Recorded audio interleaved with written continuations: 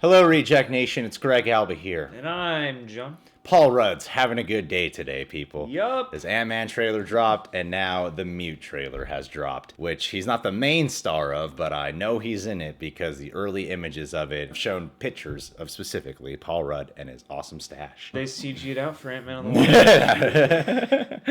That joke's not going anywhere anytime soon. Alexander Skarsgard plays a Mute.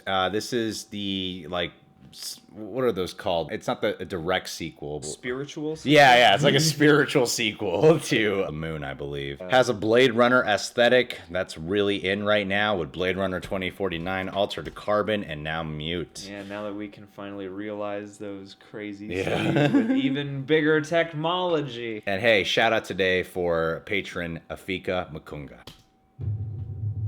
Do you know what it is Berlin. to make your dreams come true, Leo? I've seen you working downstairs. You're a good man. This barman should punch the fucking customer. Nice. I don't deserve you, Leo. Golden Globe winner. So much, but you don't know me. Oh. I want to know what the deal is with this crazy bartender. Sure you want our help with this? This kind of thing hurts my reputation. And he's gotta go. Oh, no soda.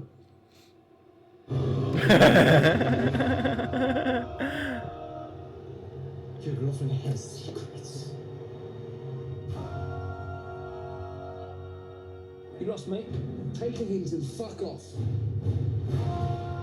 You're very talkative. Something's going on. You have to maintain a sense of humor, baby.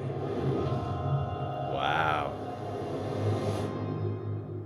You gonna give me some trouble, big boy? Or are you gonna channel that famous Amish serenity?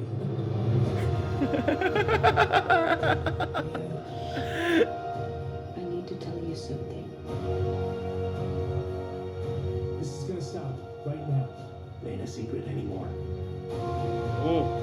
Would you do Wow. anything for her? Say you're sorry. Fucking say it! Why the hell can't he talk? He doesn't need words.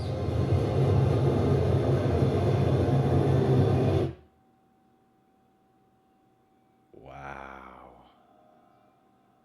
It's silent because he's mute at the end there. Did you get that? Did you get that?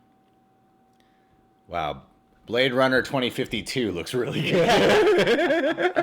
Is he or isn't he a replica? First off, I'm happy for Duncan Jones because this was part of his passion projects that he was able to get off the ground, and especially after following the lackluster response of Warcraft. Yeah.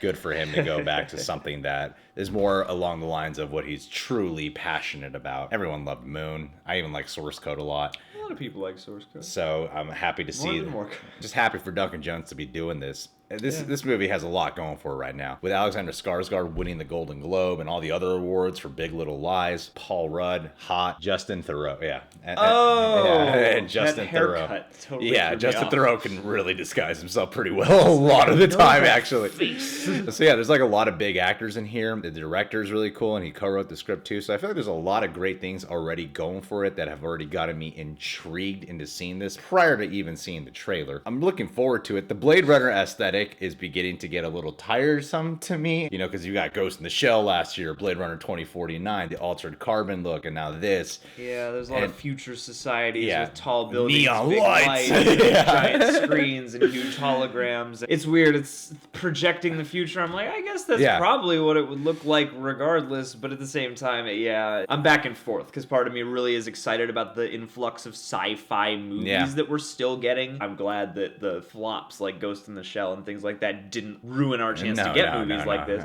But at the same time, yeah, I've seen this aesthetic. Beyond that, I feel like what it has to offer unique that I really caught on to was the personalities of the characters. Totally. Because these guys aren't like high-level hunters or whatever, you know? Yeah, you're in not this following world. the same kind of You're not following characters. like bounties of any type. You're following a mute. His performance feels like it's going to be resemblant of something like Ryan Gosling and Drive, even though he's not mute in Drive, he kind of is. So, he's laconic. silent guy on a mission. So you got that character who's just a bartender, and then you got this surgeon and Justin Theroux, his buddy. But they kind of feel like they're out of The Big Lebowski in a way. I don't know, maybe because they were bowling, but their personality and their banter, that personality in dialogue specifically is what is making this feel more unique, because you're focusing more on just human beings. Yeah, you got these quirky characters, and it seems like the actors are being allowed to bring their personalities to it in a way that feels a little more down to the ground. A little more lived in. Than your,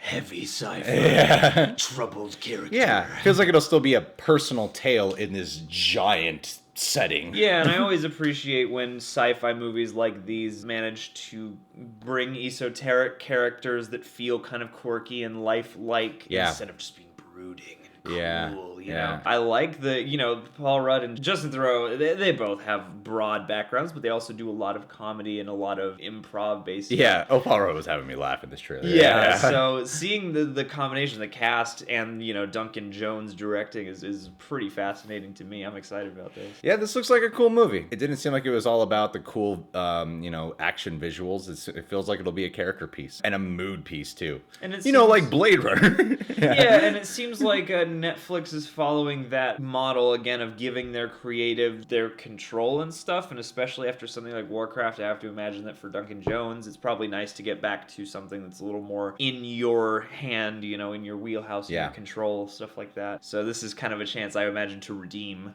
after that. All right. Well, hey, Patron of the Day shout out for Afika Mukunga. How's it going, Afika Mukunga? I wanted to give you a shout out on this video because you are treating me like a mute. I get one message back from this guy on Patreon saying, "Where are you from, buddy?" He's like, "I'm from South Africa." That's all he said. I even sent him a list of questions just to try to incorporate something specific for your shout out. And you haven't gotten back to me for some reason, dude. Why is that?